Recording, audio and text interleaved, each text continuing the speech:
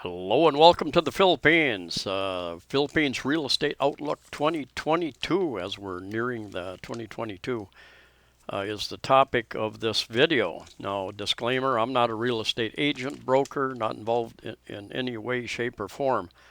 When I came to the Philippines in 2015, one of three trips here, and I've been here over 6 years total. I always carry a camera with me. The sales agents, real estate sales agents in the malls would grab me and say, come and look at my condo. Come and look at my subdivision right now." And so I did. I took videos. I started putting them up on my channel. And I was a bit surprised. I should say I planned it that way, but I was a bit surprised that there was so much interest. And it was a topic I was interested in. I had asked when I first came here, I had asked various people, what part of town should I live in? Tell me the different parts of town, what I can expect, and nobody could give me any information. So I started putting that kind of information out, and I know many of you appreciate that, and I certainly appreciate you. Now, I'm going to a little bit the information that I have found that I'm going to get into. It comes from real estate news that I've read over the last year, 2, 3, 4. It comes from Banco Central Filipinas, the central bank in the Philippines that puts out a fair amount of data. You can download in PDF form. It comes from real estate companies that put out various types of information, oftentimes quarterly. Colliers, which is a huge international property management company, and other real estate companies that have seminars, various types of information they put out. A lot of their information you can buy from real estate companies, the property management companies. You can buy it. Costs you money to get a lot of the data. I've got some graphs and stuff. It's all 99% of it is copyrighted, so I'm not going to put that up. But I will go over some of the data that I've found. And even the data that comes out of the Central Bank of the Philippines is based upon residential loans. So there's awful lot of transactions that take place in the Philippines that are cash money. So it does not include that. And also the property management companies, real estate companies, they're talking specifically about their experience in the areas that they deal with. And most of the time they're dealing and talking about the Manila, different areas of Manila. And Manila is a huge metropolis, and with varying areas, with varying experiences in office rent and residential, build up in land available, many factors. Anyway, I'm going to talk about some of the data. I'm going to talk about some of the trends, some of the forces, positive and negative, affecting residential property prices. One thing, we have an election coming up in a number of months here in the Philippines, May 2022, I believe. So how is that going to affect things going forward? New laws and promises and promises not kept type of thing. A couple of things before I get into that. There was a saying that I kind of like. Today is bad, tomorrow will be worse, but then the sunshine. And I think that's the situation we're in right now with the bad news we get about different variants. We've had 19 months of really bad news, economic worldwide travel lockdown, uh, destroyed economies, and now we get news of another variant. So more bad news, but then at a certain point in time, the sun will shine again, and we'll go forward, I think. Um, Another point, I and many of you have lived through past recessions over many decades. My experience was in the USA, different regions of the USA, and it also involved in different industries, uh, including the construction industry a couple times during recessions. I always thought that the recession was going to last much longer. I was always very surprised how quickly the economy recovered in the USA. Now, that really varies around the world. Um, when this recession started in the Philippines was rated by some of the world agencies as being one of the countries that would probably recover the fastest. And this was in the first 6, 7, 8, 9, 10 months of this crisis. But the last 6+ months, most of that news states that the Philippines will probably be one of the slower countries to recover, and just depending upon the agency, depending upon the news source. But that's basically what I've been reading. This recession, depression, for many people, is personal situation, depending upon where you're at. If you don't have an economic safeguard, if you don't have a pension coming in, if you don't have a job, whatever, very personal. And if you don't have money, you aren't going to be buying anything, much less property.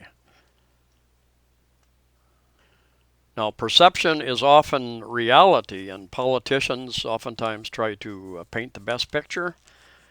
And I think a lot of the real estate information I've been reading, one of the last guys I listened to, he said a lot of people tell him that he's too optimistic, and he gives a lot of reasons, a lot of good reasons why he thinks the Philippines will take off faster.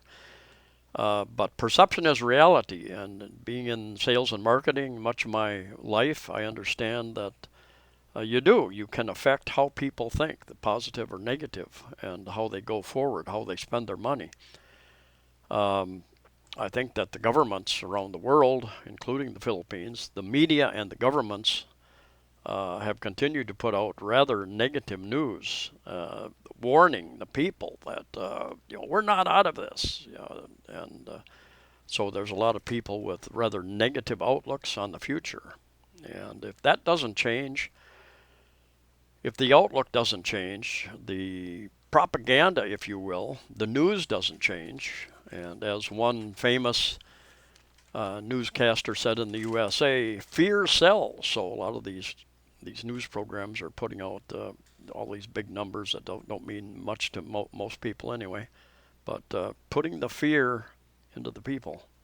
First, let's talk a little bit about the past. Prior to 2020, when there was a economic lockdown, travel lockdown, the Philippines for about 10 years was in a rapid growth mode, building commercial properties, office properties, as well as residential properties to house the people coming here.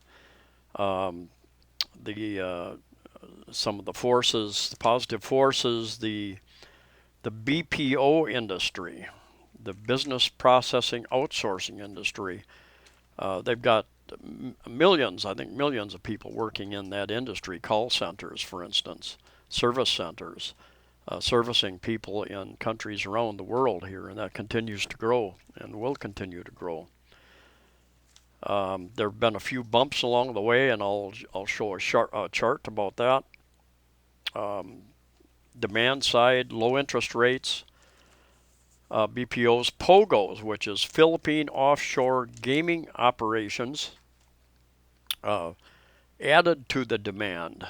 Primarily Chinese companies that would set up here, employ a lot of Chinese, but I've met a couple of Filipinos that spoke Mandarin, Chinese, and they worked at these places too. They're offshore gaming operations. They rented a lot of property, and not just commercial, but also all their workers have to live someplace, and they took up a huge amount of residential areas.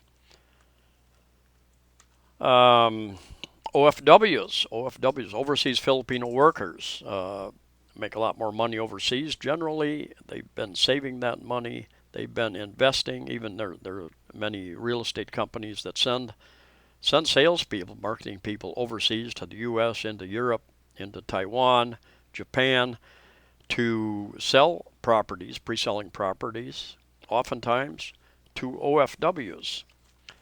Um, Foreign investors, of course, are a factor. Would include many of you at the present time. One other thing I want to get into right away. There are many people in past videos have said, never buy property in the Philippines or Thailand or wherever. The fact of the matter is, there's thousands, tens of thousands of foreigners who are going to buy property. They're going to buy condominiums. They're going to buy a house. They're going to, here a foreigner cannot own land at the present time, so you have to lease the land. You can own the building. But anyway, those are the people I'm talking about today. And they're going to live in that property. They're going to invest it, hope to sell it for a profit at some point in time. They're going to rent it out for a monthly income, some of them. So you got the foreign investors. You've also got you've got the tourism sector. In 2019, I think the Philippines had about 9 million tourists from around the world. Thailand, on the other hand, not so far away, had 40 million tourists. There is a big potential to increase the tourism, to double the tourism at least here in the Philippines if they don't screw it up, if they don't make it more difficult to travel, more expensive to travel. They can latch on to a big chunk of that market. And those people need places to live through Booking.com, through Airbnb, those types of things. And you also have the secondary market. You have the secondary where homeowners are selling their condos or their homes. That has an effect also. So that's a little bit about the past, the growth rate for close to 10 years, and low vacancy rates. That's the key. The vacancy rates remained low. Hotels, condominiums, as they were rented out to the growing number of tourists each year. Now, where are we today? From 2020 to 2022, just around the corner here, there's been a worldwide economic travel lockdown pretty much. Tourism went down to virtually zero. They've got a little bit of domestic tourism, but not very much going on. And a lot of the foreigners, the expats, the investors that lived here, Koreans were the #1 group of people here. And millions of people left the Philippines. Millions of people left Thailand and other countries and went back to their home country. So there are tens of thousands of units, condo units, hotel units, resort units, and homes in subdivisions sitting vacant. And what I have read is that the high end is doing okay. People with a lot of money, they can wait out 2, 3, 4 years. They've got money to sit on. And people with money who want to buy something, when they find what they want to buy, they will spend that money, the money that they have. They found what they want. Those areas are doing fairly well. In many of the cities in Metro Manila, for instance. Now, there was one particular area that had a huge POGO, Philippine offshore gaming population, that disappeared. Thousands of them went home. That did see a larger dip in home prices, condo prices, than other areas. Now, we talked in a previous video about condominium rental prices of condos and homes such have dropped 20, 30, 40. I was even offered a 50% off a condominium here in Cebu City area. So it's a matter of getting a seller and buyer together and agreeing. What I've heard from many real estate agents is that the buyer's biggest complaint is that the prices have not dropped enough and they have not dropped fast enough. So I'm being told by agents that there's an impasse there. Neither side is ready to budge in many cases. So you've got properties for sale. They will drop the price to a certain point, but they won't go past that, and the buyer's not willing to raise his bid to that level. So you still have a lot of property sitting there. Here's a comment I found underneath a video about real estate on ANC, a news channel here. Buyer's market LOL. I don't care what kind of market you call it. We don't have to sell if we don't want to sell, and you can stop the video and read that if you wish. And he or she is a certain percentage of the homeowners, property owners here in the Philippines, but I would guess a rather small percentage. There are motivated sellers out there. There are people who are overextended, over-leveraged, who might be able to hang on, but they would rather liquidate some of their properties. There are other OFWs, for instance, who have lost their jobs, no longer have that income to continue paying on those properties, and they either have to renegotiate that loan, sell that property, or just give it back. Now, this is a chart put out by Banco Central ng Pilipinas some time ago. Only goes up to about 2015, this particular chart, but it shows the rather dramatic rise in prices over the years, and that pretty much continued off through the end of 2019. Varying, of course, by area. Each area is a little different, and as well as each type, condominiums versus detached homes versus townhouses, etc., etc. This is an interesting graph, and I'm not sure of the source. Anyway, it shows annual property price increase in the Philippines versus GDP growth. And way over on the left, you can see the Asian financial crisis, 96, 97, 98 period. A big dip there in the GDP growth, and did affect the property price increases. There again, I'm not sure of the exact breakdown there. The SARS outbreak, you can see a dip off there. Global financial crisis, 2008, about big financial crisis, really affected housing prices in the USA and other parts of the world as well. It was a buying opportunity that I missed. I was spending my extra money to bail out a couple of daughters.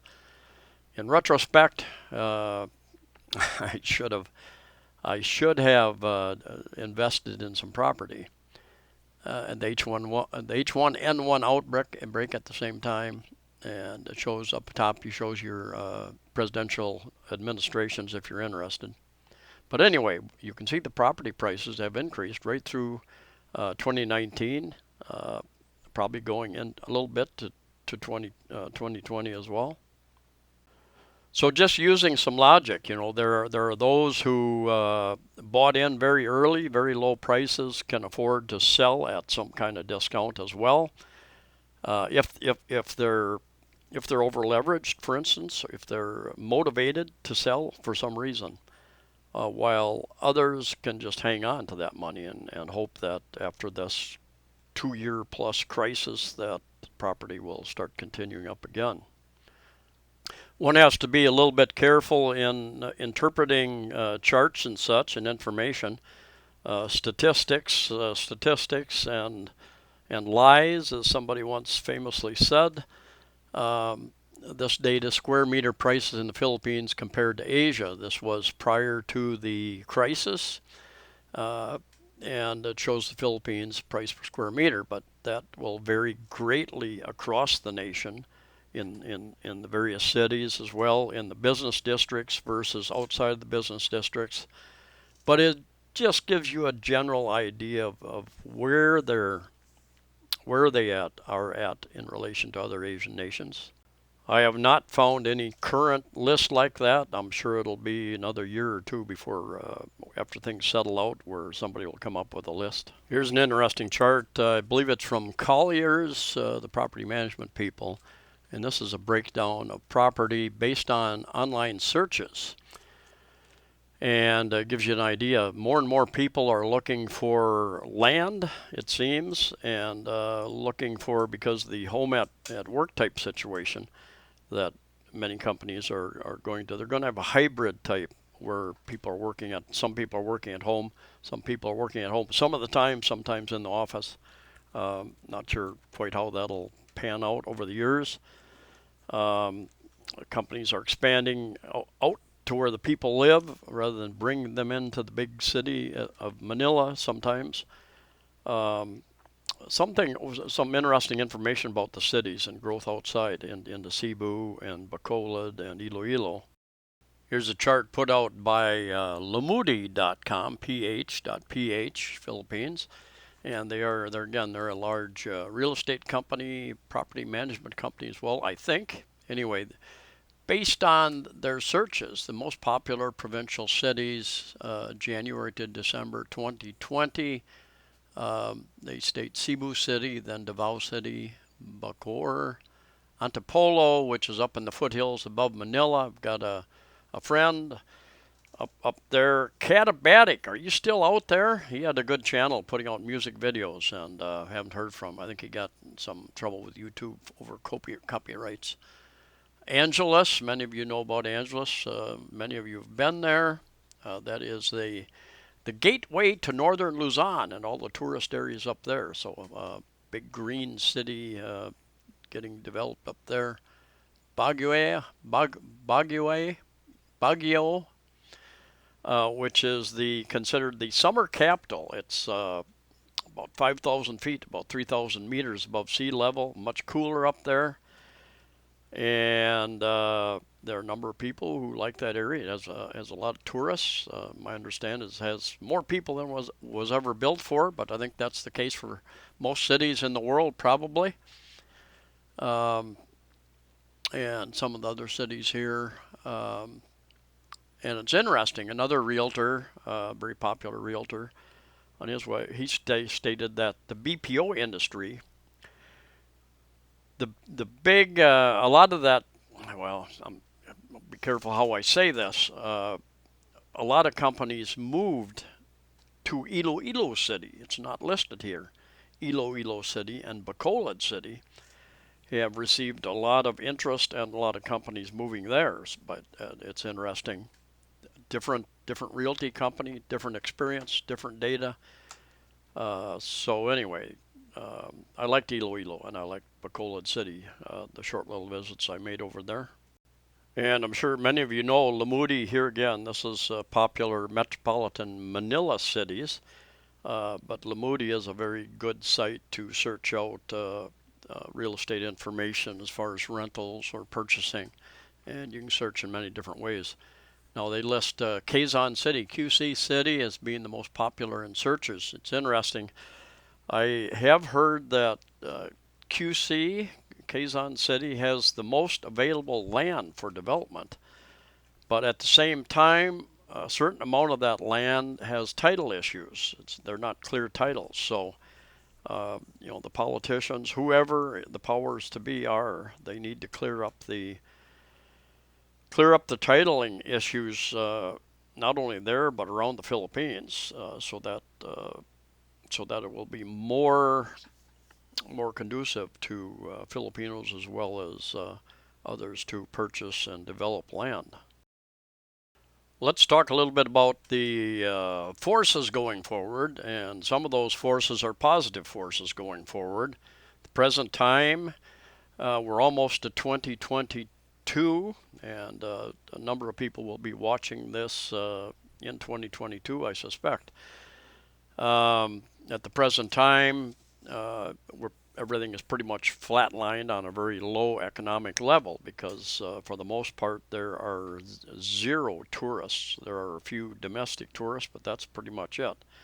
There are a few international travelers who have special visas and can travel, but most of them are not here to be tourists, and at the present time it's difficult to travel.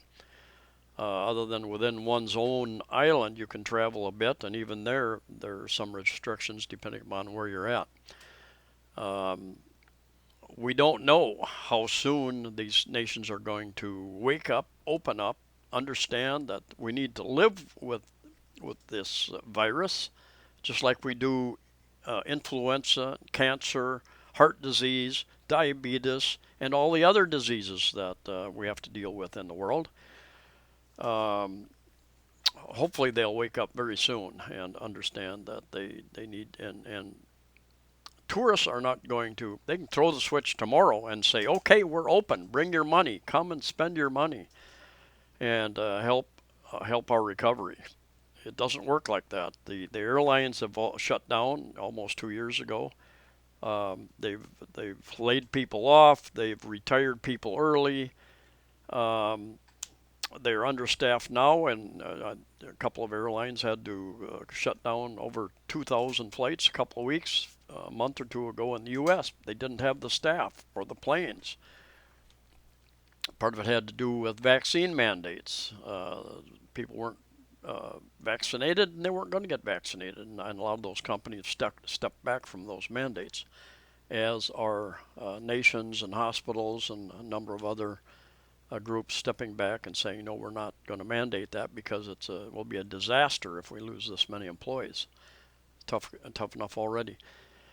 Anyway, it's going to be months before any recovery starts for sure, because it takes time to get the airlines prepped, the planes and pilots, hire the pilots, get them trained, and all the staff. The airports need to staff up. Immigration departments around the world need to staff up, train, get prepared for additional people. And so it will take several months, even if they throw the doors wide open tomorrow. It will take several months, and you will start with a trickle. And many of the tourists, potential tourists, they don't trust the governments, what they say right now. They've been fooled too many times already. They flip-flop. They've said, oh, we're going to open up such and such time. We're going to open. And they haven't. They've stepped back and closed everything up again. And then people are caught someplace they don't want to be long term.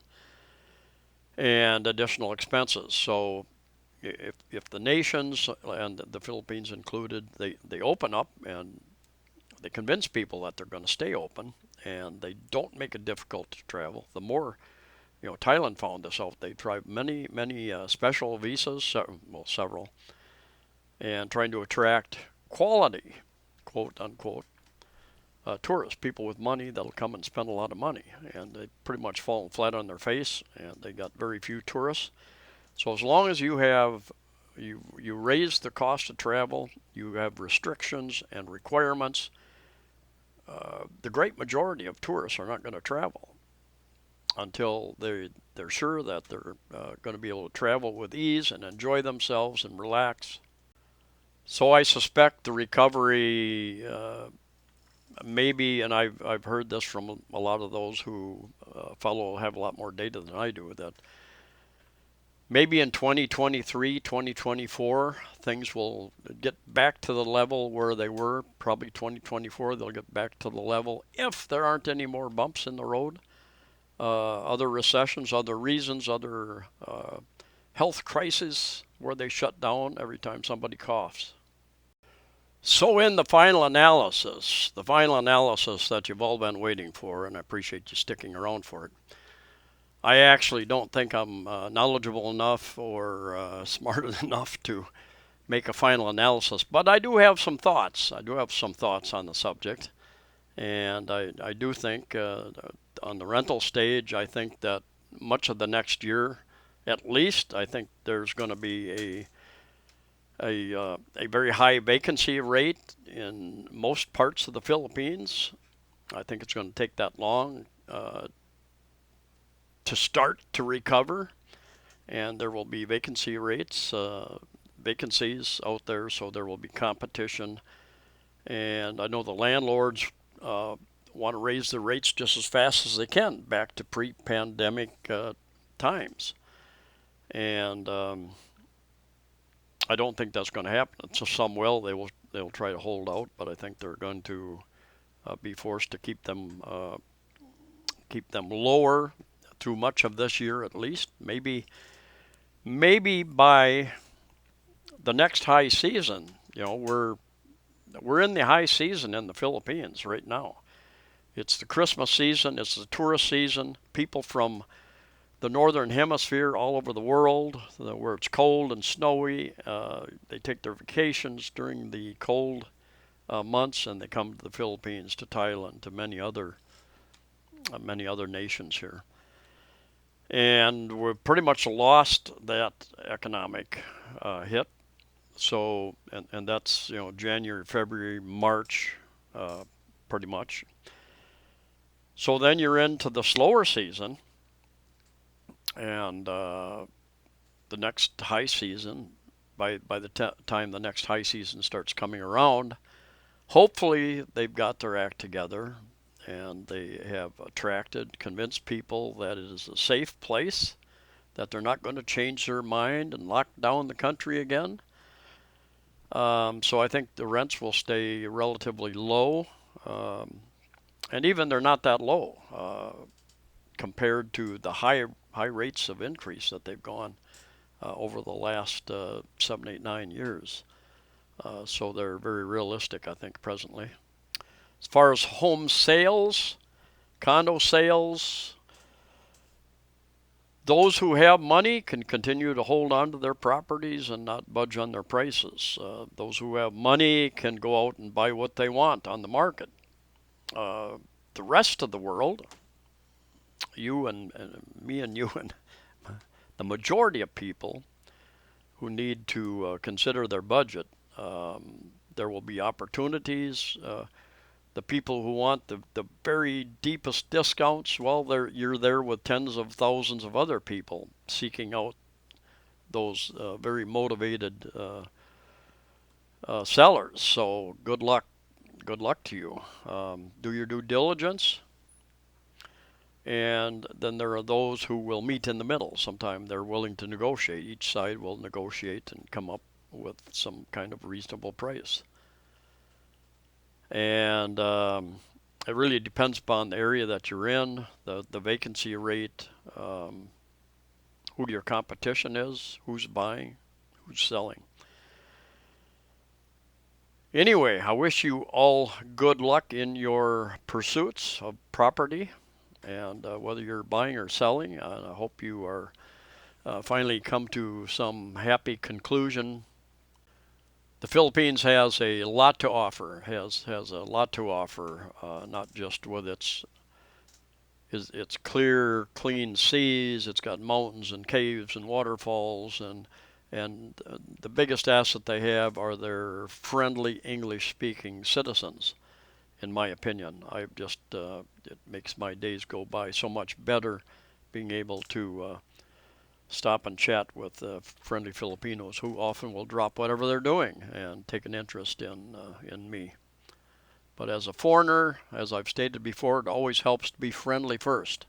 They don't know who you are, they don't know what your intentions are, they don't know what your language is, so say hello as you're traveling. And you will find the Filipinos to be extremely friendly and helpful. Anyway, thanks for coming along for this discussion. Really looking forward to your comments. I know some of you have a lot of experience in the property business here in the Philippines and other Southeast Asian countries, so interested in your comments. So stay safe, stay healthy, and I'll see you next time.